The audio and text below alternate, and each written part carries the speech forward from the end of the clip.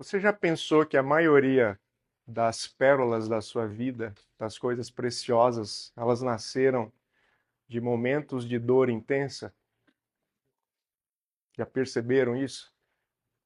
E o interessante, irmãos, é que quando nós olhamos para as pérolas, né, que é uma joia, né? Na verdade, a pérola é considerada uma joia. É interessante a gente ver como que ela se forma, né? Como que a pérola ela surge, qual que é o processo, né, de algo tão perfeito, né, algo tão cobiçado, né, aí pelas mulheres, né, cobiçado pelas joalherias, enfim. Como que é esse processo? Como que tudo isso acontece? E aí eu estava pesquisando um pouquinho para a gente poder, né, trazer um pano de fundo para essa conversa. E a primeira coisa que nós observamos no início do processo de criação da pérola, né, ou do surgimento dessa pérola, é que existe um intruso. Então a pérola ela começa quando um corpo estranho, como por exemplo um grão de areia, um parasita, ou até mesmo um fragmento da própria concha, né, ou do mexilhão, enfim, entra na ostra, né, entra na concha e irrita os seus tecidos moles.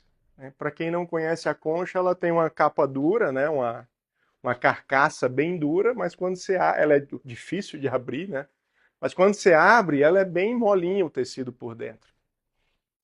Então, o processo de criação da pérola acontece quando um intruso entra dentro dela, né? Um grão de areia, um parasita, ou até mesmo um pedacinho dessa concha que pode ter quebrado, né? Às vezes as pontas são um pouquinho mais frágeis, então quando isso entra, aquilo torna-se um corpo estranho dentro dela.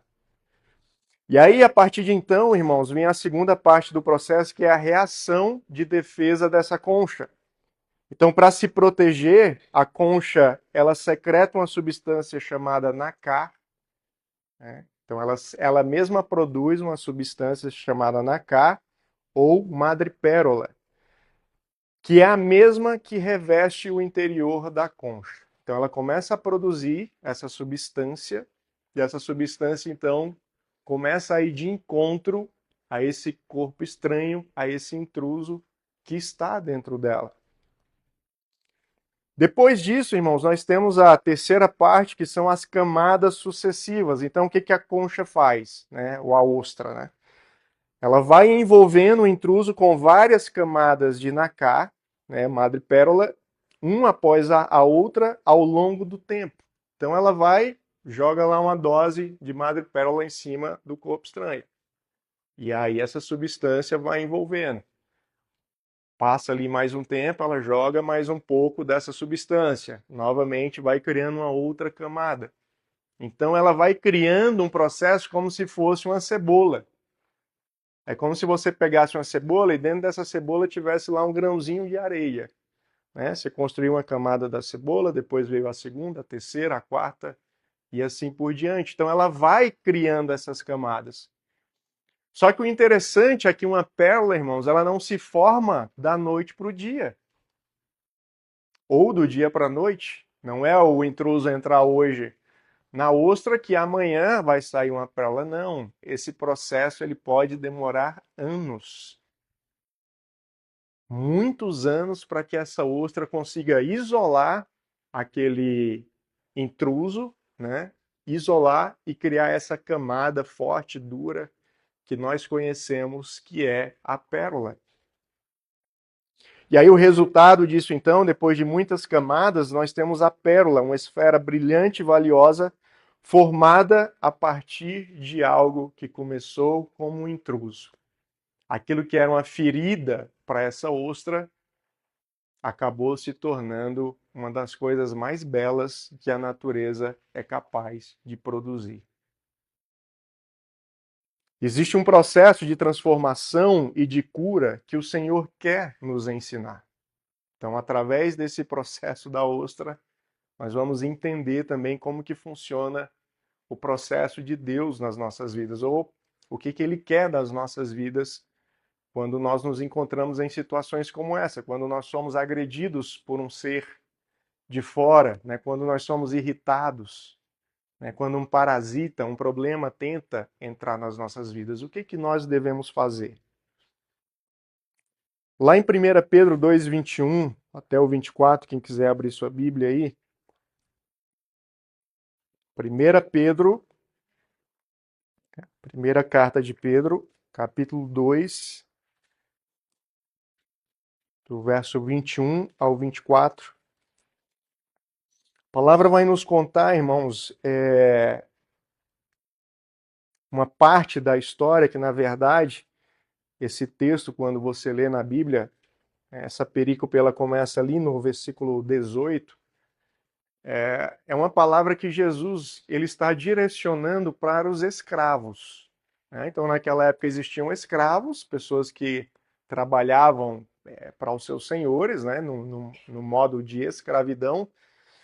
Só que daí ele chega nessa parte, né? Mais ou menos a metade aí até o final dessa perícope. E aqui o Senhor está trazendo algumas instruções, né, a respeito de comportamento. Já está na tela? 1 Pedro 2:21. Porque Deus os chamou para fazerem o bem, mesmo que isso resulte em sofrimento. Pois Cristo sofreu por vocês. Ele é seu exemplo. Sigam seus passos. Ele nunca pecou, nem enganou ninguém. Ele não revidou quando foi insultado, nem ameaçou se vingar quando sofreu, mas deixou o seu caso nas mãos de Deus, que sempre julga com justiça. Ele mesmo carregou nossos pecados em seu corpo na cruz, a fim de que morrêssemos para o pecado e vivêssemos para a justiça. Por suas feridas nós somos sarados. Por suas chagas nós fomos curados. Amém, irmãos? É interessante nós observarmos essa passagem bíblica, porque existem 3 pontos aqui que vão nos ajudar a entender na figura de Jesus, naquilo que ele passou, o mesmo processo de uma formação de uma pérola. E a primeira coisa desse processo, irmãos, o primeiro passo que nós precisamos entender é que quando nós chegamos até Cristo, quando nós chegamos até Jesus, nós precisamos passar por uma metanoia. Em resumo, é isso que está falando o versículo 21. Né? Desde criança nós fomos ensinados o quê? A fugir dos problemas, a fugir de conflitos. Nós fomos ensinados a fugir de situações, né, que não fazem bem para as nossas vidas. Então a gente está sempre o quê? Se esquivando, a gente está sempre desviando, né, de pessoas, de situações que podem trazer algum tipo de situação ruim para as nossas vidas. O mundo, de um modo geral, quando você observa, por exemplo, a ciência, a tecnologia, o que eles estão sempre tentando fazer nas nossas vidas? Eles estão sempre tentando criar facilidade. Hoje, para uma mulher, por exemplo, ter bebê, ela escolhe se ela quer ter dor no parto ou não. Se ela não quiser ir para o parto natural, ela pode optar por um parto de cesárea, né? Então vai ali ter o bebê anestesiada, né? Depois o pós-cirúrgico eu sei que é complicado, mas tem os remédios, tem analgésico, então praticamente a mulher ela não vai sentir dor, né? Eu sou da época, irmãos, que metiolate ardia, né? Os metiolates de hoje não acontece nada, você passa, pode ser aqueles arranhões superficiais, né, que dói bastante, que bate água já dói. Esses metiolates de hoje não, acho que ele já vem até com analgésico junto. Porque você bota na criança, mas naquela época, aquela espátulazinha de metiolate, aquele vermelho, quando vinha assim, você já sentia a dor antes dele encostar. Então a ciência, a tecnologia procuram o quê? Facilitar a nossa vida, né? O telefone, inteligência artificial, tá aí o quê? Para fazer com que a gente não sofra mais. Hoje em dia, para você pegar uma receita, né? Antigamente tinha que sofrer, ligava para alguém e liga para o outro e pergunta como é que faz. Você tem uma dúvida jurídica, ah, preciso achar um advogado, você não conhece, procura alguém que tem um amigo advogado, né? Sempre um transtorno para resolver. Hoje em dia você pega a inteligência artificial, você bota lá o que você quer, em menos de 30 segundos, você tem tudo que você precisa, né? Você tem a resposta, você tem os canais, os caminhos, né? A inteligência vai te ajudar, né? O que que você tem que fazer e assim por diante. E está tudo certo, é o papel da ciência e é o papel da tecnologia de fato fazer isso. Mas quando nós nos deparamos, irmãos, com a realidade, nós nos deparamos com a realidade do evangelho, aí a coisa ela muda um pouco de figura. Porque nós entendemos que o sofrimento faz parte das nossas vidas, ainda que você faça o bem. Ainda que eu e você façamos o bem, ainda que a sua vida esteja toda certa, toda alinhada com Deus, ainda assim nós podemos sofrer. Coloca aí na tela o verso 21, Dani, por gentileza. Quando nós lemos essa passagem, irmãos, ele vai dizer o seguinte: porque Deus os chamou para fazerem o bem, mesmo que isso resulte em. Nós fomos chamados para fazer o bem, mesmo que esse bem resulte em sofrimento. Então a própria palavra está dizendo: ainda que você faça o bem, você pode passar por uma situação de sofrimento. Então, esse evangelho barato, que muitas pessoas vendem, né? Venha que você não vai mais sofrer, venha para a igreja que os seus problemas vão ser resolvidos. A palavra está dizendo que não, irmãos. Que às vezes, mesmo você fazendo certo, e às vezes você pode entrar na igreja sem problemas e adquirir alguns quando estiver dentro dela. Eu vou falar uma coisa aqui que todo mundo passa por isso, né? Se você, por exemplo, dá uma festa na sua casa, se você convida alguém para sua casa, se você é um líder, pode ter certeza que por mais que você se esmere, que por mais que você faça tudo do bom e do melhor, né, que você dê o melhor e gaste, né, sem reservas, você fez lá uma festa, sei lá, de aniversário na sua casa, fez uma festa de casamento, né, para você, para o filho, para o neto, enfim. Você pode ter certeza que ainda assim vão ter pessoas falando mal. Você fez tudo certo, você fez para agradar, você fez para receber bem. Ainda assim vão ter pessoas que vão falar mal. Ah, mas aquela comida estava com muito sal. Não, aquele peixe estava com pouco sal. Não, aquele café estava muito quente. Aí o outro, não, aquele café estava muito frio. Quem já exerceu algum cargo de liderança, eu acredito aqui que todos exercem, porque em casa nós somos líderes dos nossos filhos. Então, qualquer cargo de liderança, se você é chefe, se você é síndico, se você é patrão, se você é pastor, qualquer coisa que você faça, né, por mais que você se esmere e dê o seu melhor, vão ter pessoas reclamando. Então, isso gera sofrimento, porque a gente está entregando o nosso melhor. Só que existe o outro lado da moeda também, né, irmãos? Quantas vezes a gente também já não fez isso? Quantas vezes a gente não foi num evento de igreja? Quantas vezes a gente foi no aniversário e a gente fala, nossa, tal coisa poderia ser melhor, pô, tal coisa não estava tão legal, né? Isso faz parte de nós, seres humanos. Então eu entendo que esse sofrimento existe porque tem ser humano no meio. Porque nós, irmãos, somos insatisfeitos por natureza. Se nós não reclamarmos de algo, nós não somos seres humanos. Se a mulher não reclama, se o marido não reclama, se os filhos não reclamam, faz parte das nossas vidas. Então o sofrimento ele existe. A gente pode fazer o melhor, a gente pode se doar. Existe por quê? Porque existe essa relação. Uma hora a gente pode estar de um lado, outra hora a gente pode estar do outro. Mas se nós formos honestos e colocarmos a mão na nossa consciência, em algum momento a gente está de um lado ou do outro. E aí o interessante, irmãos, é que a palavra sofrimento aqui no versículo 21, ela vem do grego pasco. E aí eu fui lá investigar no dicionário, ver o que isso significava. E pasco é o quê? Ser afetado, ter sido afetado, sentir, ter uma experiência sensível, sofrer lamentavelmente, estar em uma situação ruim. E muitas vezes algumas pessoas paralisam porque, nossa, eu estou fazendo bem e não estou sendo reconhecido.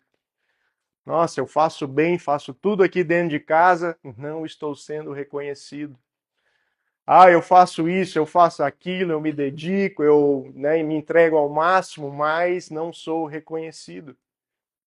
A palavra já falou que nós poderíamos sofrer mesmo fazendo o bem. O que nós não podemos fazer, irmãos, é parar. Porque algumas pessoas param pela falta de reconhecimento.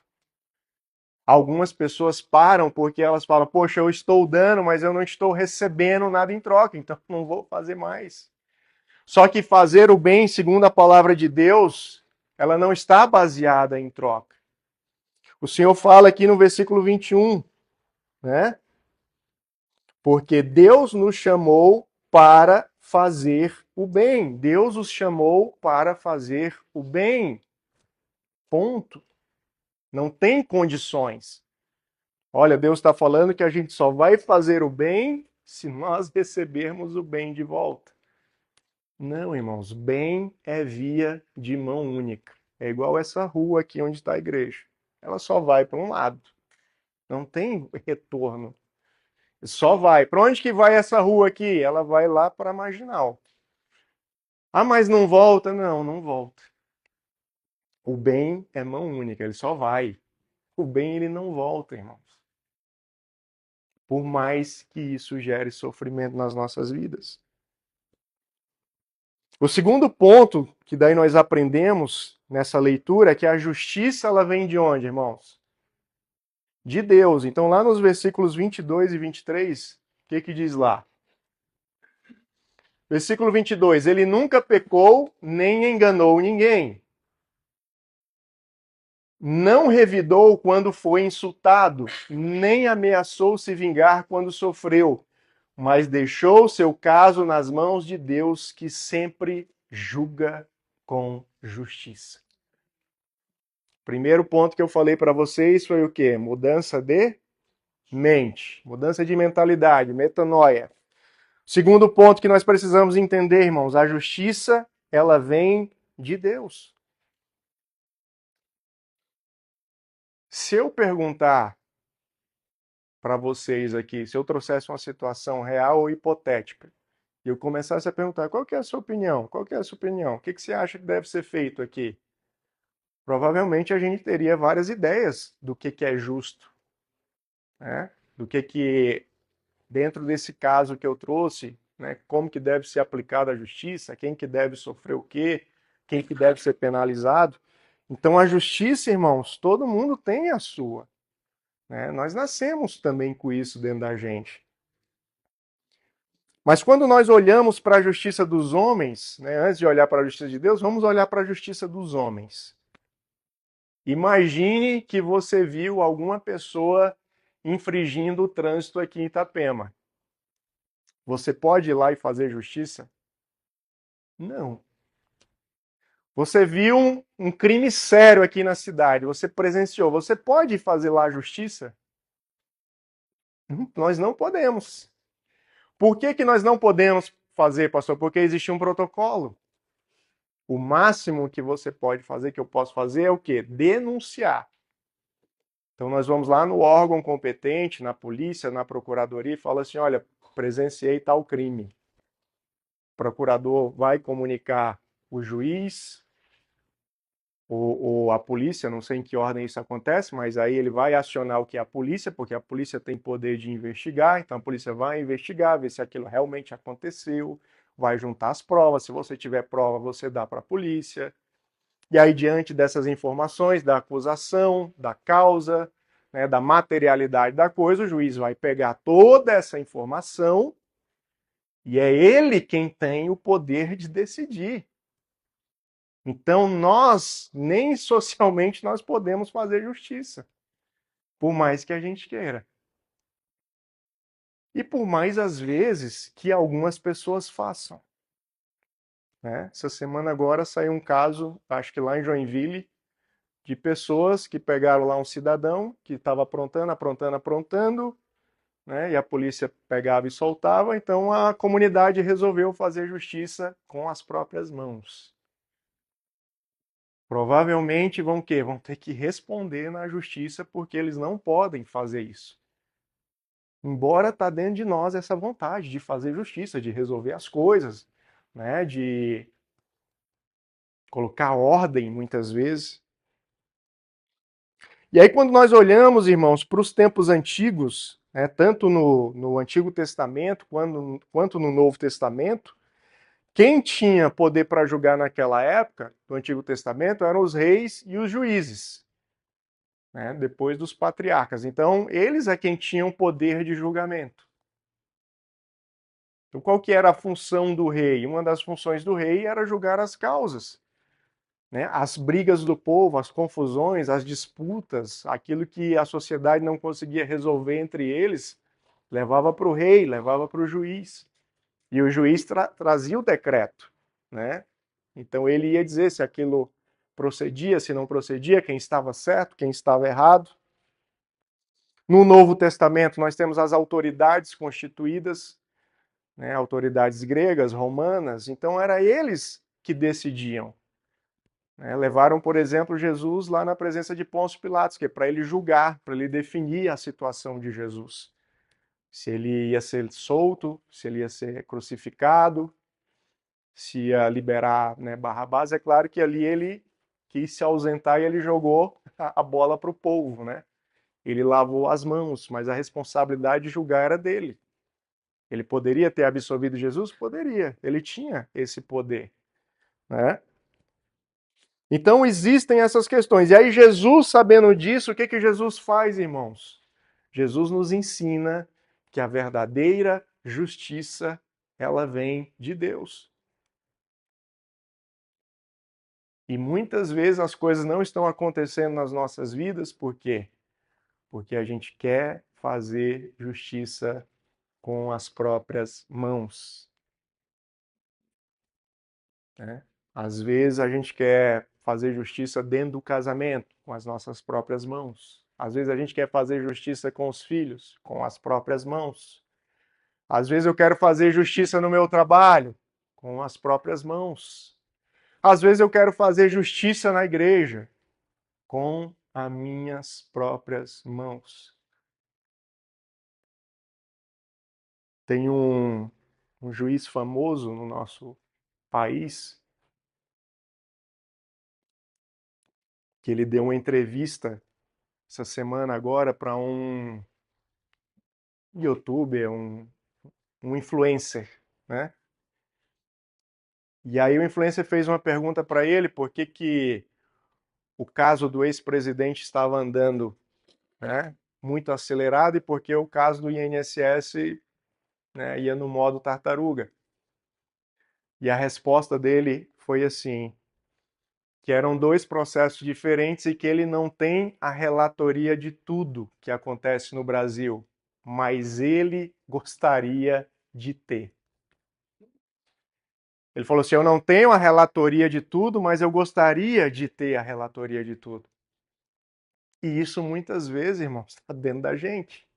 Às vezes a gente quer julgar tudo, às vezes a gente quer fazer justiça com as nossas próprias mãos. Às vezes o que muda é que a gente não tem o poder da caneta, mas que dá vontade dá. Muitas coisas a gente olha, poxa, deveria resolver assim, deveria fazer assado. E aí qual que é o problema disso? É que quando nós buscamos a justiça de Deus, nós demonstramos confiança e dependência dele. Mas quando eu busco a minha própria justiça, irmãos, eu estou demonstrando o quê? Independência de Deus. Quando eu procuro fazer justiça pelas minhas próprias mãos, é como eu falo assim, Deus, o Senhor não sabe fazer justiça. O senhor não vai resolver o meu problema, então deixa que eu resolvo. Deixa eu agir, eu sei como é que faz. Vou dar um gelo aqui no meu cônjuge, vou fazer isso, vou mandar ele embora, vou fazer tal coisa, com meu filho a mesma coisa, né? Vou fazer algo aqui com ele, no meu trabalho, e aí a gente vai o quê? Agindo por justiça própria. E aí a nossa vida vai desandando, as coisas vão complicando, Deus vai se distanciando, porque se eu sou independente, para que Deus quer conversa comigo? Deus vai falar, filho, então vai lá, resolve tua vida. Você não precisa de ajuda, faça tudo sozinho, vai por sua conta e risco. Deus, ele é um gentleman, irmãos. Ele deixa. Se a gente quiser andar sozinho, ele vai deixar. Em alguns casos ele pode intervir? Pode, como o caso de Jonas, né? Às vezes ele vai intervir. Só que ele não mandou um WhatsApp para Jonas. Ele botou Jonas dentro do estômago de um peixe. E aí eu pergunto, será que nós precisamos entrar no estômago de um peixe para poder voltar ao plano de Deus, ao processo que Deus tem para as nossas vidas? E aí, por último, irmãos, no versículo 24, né, depois que nós entendemos que a justiça ela vem de Deus e que ela precisa vir do céu, nós precisamos entender que nós carregamos algo que não é nosso. Então, lá no 24, que é o verso-chave aí dessa mensagem, ele mesmo carregou os nossos pecados em seu corpo na cruz, a fim de que morrêssemos para o pecado e vivêssemos para a justiça. Por suas feridas nós fomos curados. Jesus, ele não tinha pecados, mas ele resolveu pegar os nossos pecados e carregar. Ele tomou para si algo ruim que não pertencia a ele. Não é da natureza de Cristo pecar. E aí eu fiquei me perguntando, mas por que que Jesus fez isso? Imagina você sair da sua casa, do conforto do seu lar, né? Você está lá com a sua família, está protegido, está abastecido, e você vai na casa de um vizinho, na casa de uma pessoa qualquer, e você fala assim: vem cá, me dá teus problemas aí, me dá tuas dívidas aí. A partir de hoje a tua dívida é a minha dívida, o teu problema é o meu problema. Tem que ser muito maluco para fazer um negócio desse, não é verdade? Mas foi exatamente isso que Jesus fez. Vem cá, você é pecador? Então me dá aí. Eu vou colocar os teus pecados sobre a minha vida. Não, mas o Senhor é santo, não tem problema. Eu vim aqui de livre e espontânea vontade. Vim te ajudar. Então Jesus, irmãos, ele fez isso para que nós fôssemos incluídos para vivermos para a justiça e para que nós fôssemos curados.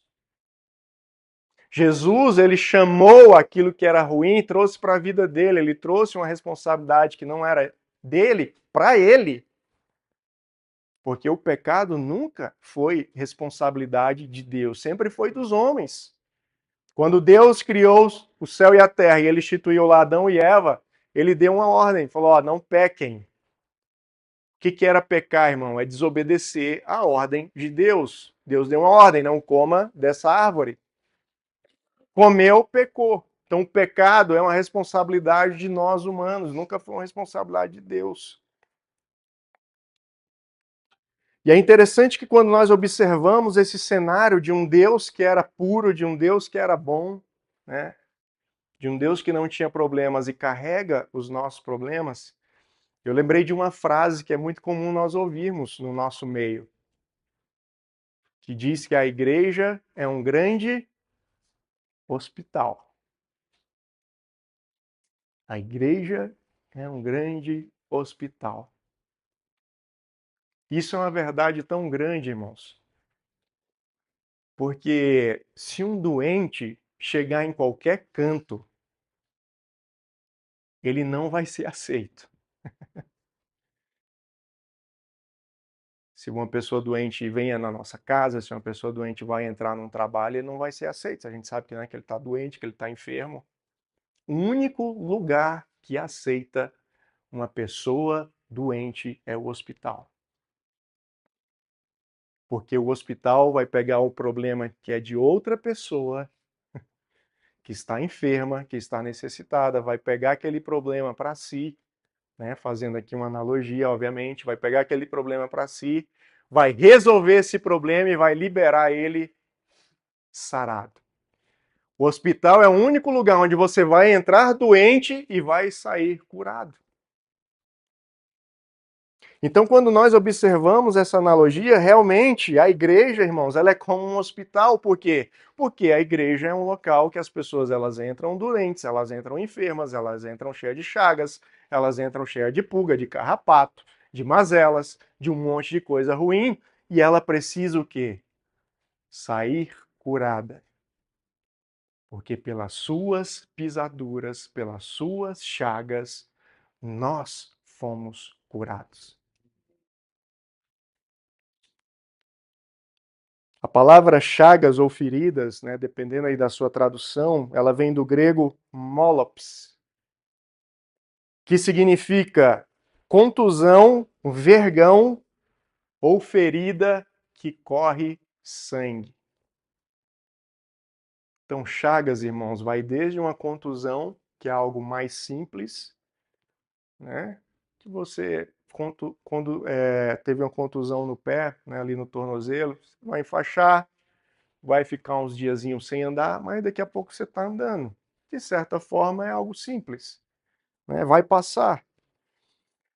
Mas também as feridas podem ser o quê? Um vergão. O vergão já é uma pancada mais forte, né? É uma lenhada que você levou que cresceu um galo, cresceu um calombo, né?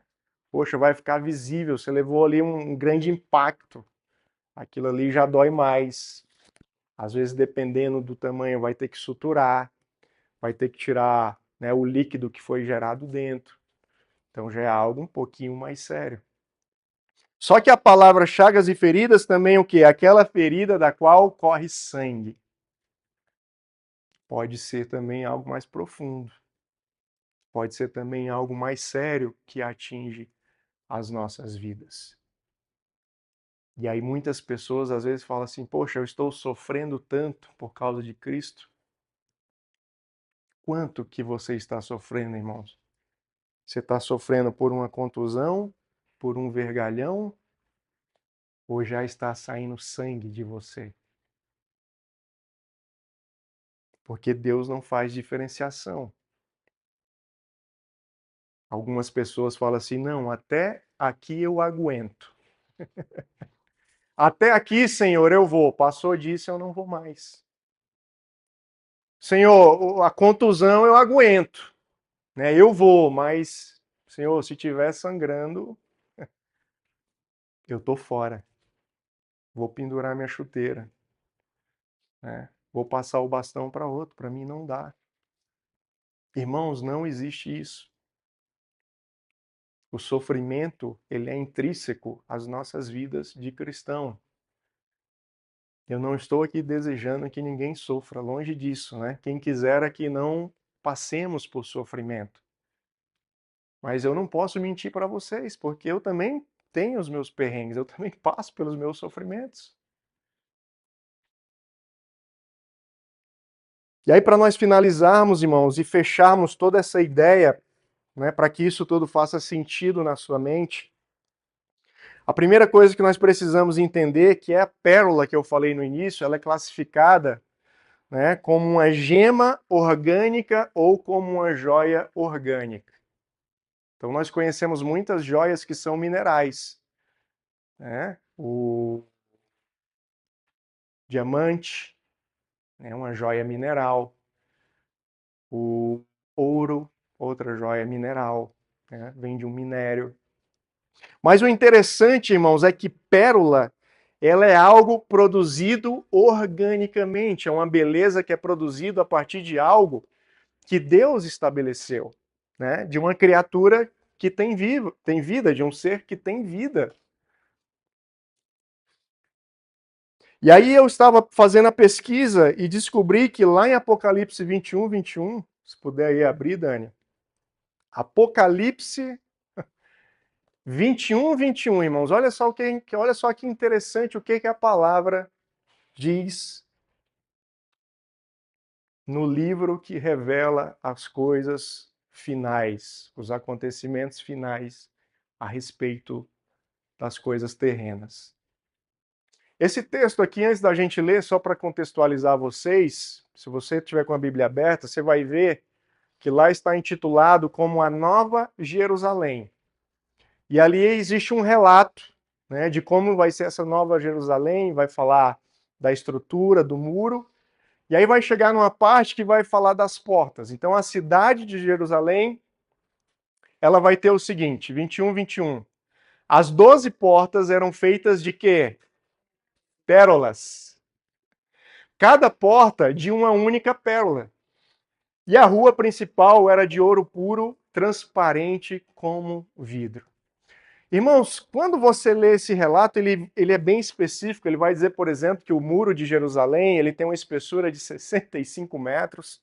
E aí ele vai dizendo cada pedra que compõe a parte do muro. E aí depois ele chega aqui que ele vai falar das portas. São 12 portas na Nova Jerusalém. E essas portas, elas são o quê? Elas estão travejadas com pérolas. Cada porta de uma única pérola. Então existe ali o quê?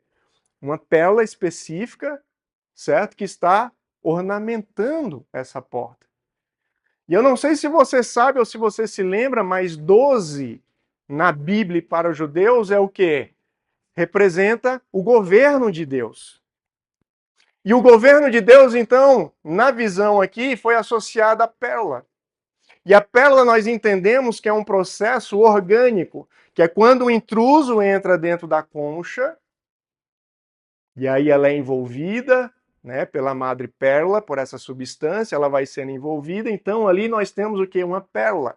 Nós temos então uma substância que era intrusa, que essa substância agora foi o que? Transformada. De que forma? De forma orgânica.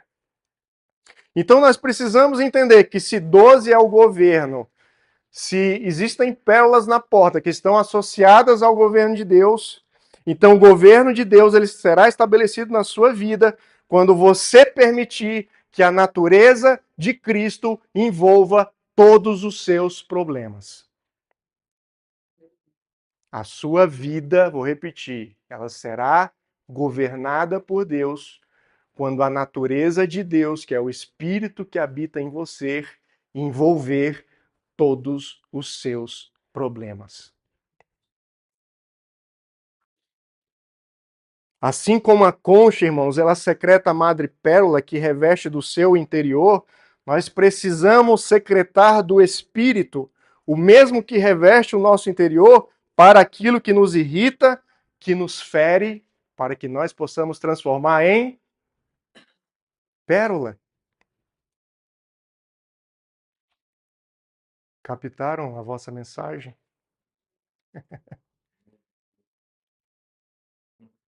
Está com problema?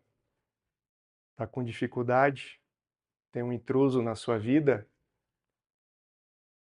Não tente repelir ele. Pegue a sua natureza cristã, pegue o Espírito e envolva o seu problema.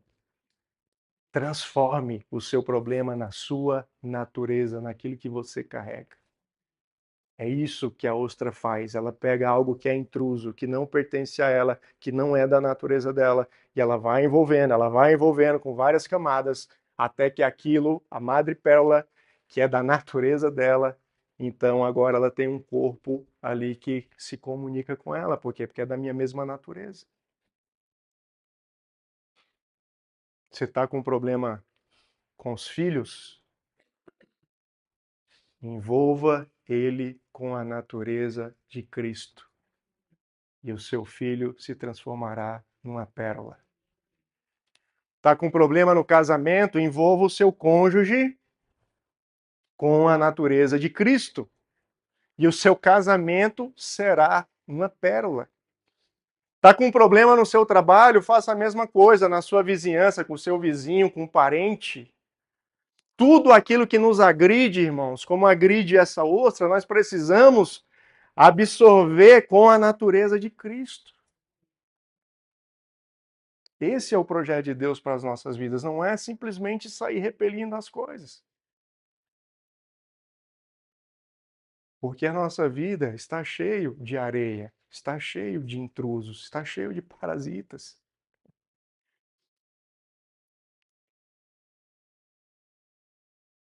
Aquilo que está te ferindo hoje é justamente o que se transformará na pérola mais bonita da sua vida.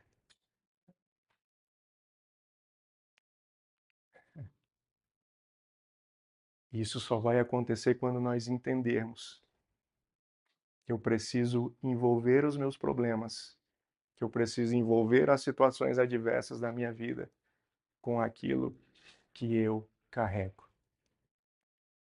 Ah, pastor, mas é muito difícil, você não sabe como é que é lá em casa, você não sabe como é que o meu filho é. Não interessa, irmãos. Porque se você pegar uma pérola de verdade, genuína, e você tentar abrir ela, você vai ter muito trabalho. Porque ela cria uma crosta ali dura. E por que que ela cria aquela crosta dura? Porque ela isola o problema. E quando nós entendemos essa mensagem, nós fazemos como Cristo. Quem era a areia de Cristo? Somos nós. Nós fomos o pecado que entrou na vida de Cristo, na ostra chamada Cristo, e ele produziu a pérola mais bonita que a Bíblia nos relata. Por quê? Porque nós fomos envolvidos pela madre pérola chamada Espírito Santo. E isso leva às vezes anos, irmãos. Às vezes o meu cônjuge precisa de uma camada hoje. Passou uma semana, um mês, mais uma camada. Passou 12 meses, mais uma camada. Meu filho, a mesma coisa, mais uma camada de Cristo e mais uma camada, porque assim é com as nossas vidas. A cada tempo que passa, Deus vai estabelecendo uma camada dele sobre as nossas vidas e vai nos isolando daquilo que é ruim, vai nos protegendo daquilo que nós carregamos de maldade dentro do nosso coração. Por isso eu queria finalizar, né, convidando você a curvar a sua cabeça. Se você entende, irmãos, que o projeto de Deus não é de exclusão, mas é de inclusão. E aquele problema que você está passando, e aquilo que você está vivenciando na sua casa, com a sua família, com seus parentes, com seus vizinhos, talvez até com a sua igreja, o que o Senhor quer é que você acolha esses problemas e que você os envolva com a natureza dele. O que o Senhor quer é que você comece a liberar a vida dele nos intrusos da sua vida, naquilo que está te incomodando, no teu calcanhar de Aquiles. E você sabe qual que é.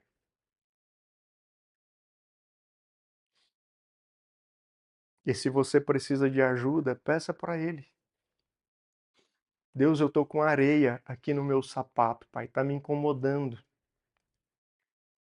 Me ajuda a produzir frutos do Espírito para que envolva esse problema. Me ajuda, Pai, a fazer o que o Senhor fez. Porque Jesus foi o maior exemplo, irmãos. Ele nos acolheu primeiro. Ele nos recebeu na sua concha e mudou a nossa natureza para a natureza dele. Senhor, eu quero, em nome de Jesus, Pai, te agradecer pela tua palavra. Quero te agradecer, Deus, por essa revelação. Quero te agradecer, Pai, porque nós precisamos entender que tudo na vida é um processo. E que muitos desses processos, sim, Pai, eles são dolorosos, muitos desses processos eles trazem sofrimento para as nossas vidas. Até mesmo quando fazemos o bem, até mesmo quando agimos de maneira correta. Mas que o Senhor nos ajude, Pai, a olharmos esses problemas não apenas como algo que vem para afligir a nossa vida, coisas que queremos tirar do nosso convívio, coisas que queremos nos desviar, quando na verdade o Senhor quer que esses problemas sejam transformados pela tua natureza. Ajuda-nos, Pai, a produzirmos pérolas nas nossas vidas, Pai, com tudo aquilo que tem nos ferido. Que possamos produzir as pérolas mais maravilhosas para ti, Senhor. Que possamos produzir, Pai, frutos em formas de joias para o Senhor. Que nós possamos demonstrar, Pai, que assim como a outra, nós conseguimos sim processar os ataques, as coisas ruins, difíceis que enfrentamos e podemos transformar aquilo que era feio em algo belo, Pai. Que possamos transformar as maldições em bênção. Que possamos transformar a escassez em prosperidade. Que possamos transformar a acusação em perdão. Que possamos transformar, Pai, o ódio em amor. Que o Senhor abençoe cada um dos meus irmãos, das minhas irmãs, das famílias aqui representadas, Deus.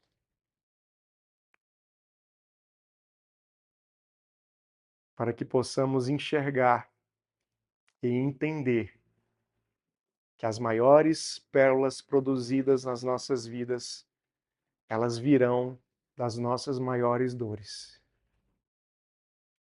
Nós oramos, Pai, e te agradecemos em nome de Jesus. Amém, meus irmãos. Que o Senhor tenha falado ao seu coração.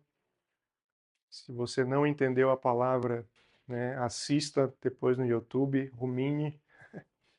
Essa palavra é muito importante. Que o Senhor abençoe sua vida, sua casa, sua família e que te dê uma semana muito próspera em nome de Jesus. Amém.